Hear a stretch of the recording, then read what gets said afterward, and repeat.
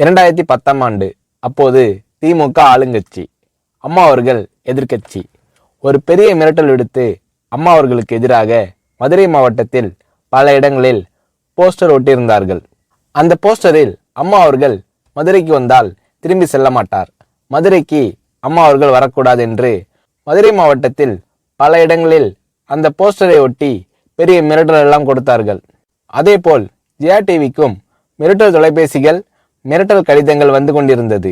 ஜெயா டிவியின் செய்தி பிரிவினர் இந்த மிரட்டல்களை பற்றியெல்லாம் தியாகத்தலைவி சின்னம்மா அவர்களிடம் சொல்லி அம்மா அவர்களின் கவனத்திற்கு கொண்டு சென்றார்கள்.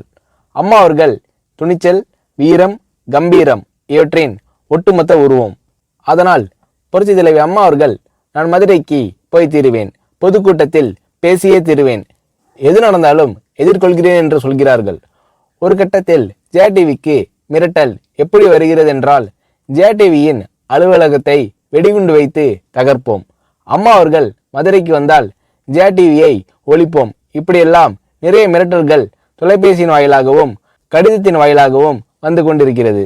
இந்த மிரட்டல்களை எல்லாம் கடந்து அம்மா அவர்கள் மதுரைக்கு சென்று பிரம்மாண்டமான பொதுக்கூட்டத்தில் லட்சக்கணக்கான மக்கள் மத்தியில் எழுச்சி உரையாற்றும் போது, ஒரு எதிர்க்கட்சியின் தலைவி என்ற முறையில் என்னை நீங்கள் மிரட்டுங்கள், ஒரு எதிர்க்கட்சியினை நான் நடத்துகிறேன் என்பதற்காக கழகத்தை மிரட்டுங்கள், ஜெயா டிவியை எதற்காக மிரட்டுகிறீர்கள், ஜெயா டிவியின் அலுவலகத்தை நீங்கள் தகர்ப்பீர்களா, ஜெயா டிவியை நீங்கள் ஒழித்து கட்டிவிடுவீர்களா, பார்க்கலாமா, ஜெயா டிவியை ஒழித்து கட்டிவிட்டால் என்னுடைய அரசியல் குரலை ஒழித்து விடலாம் என்று கனவு காணுகிறீர்களா?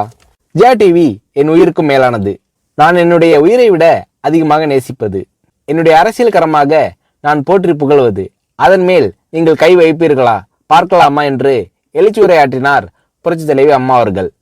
இப்படியெல்லாம் அம்மா அவர்களின் அன்புக்கும் மரியாதைக்கும் பாத்திரமாக ஜெயா டிவி இருந்தது.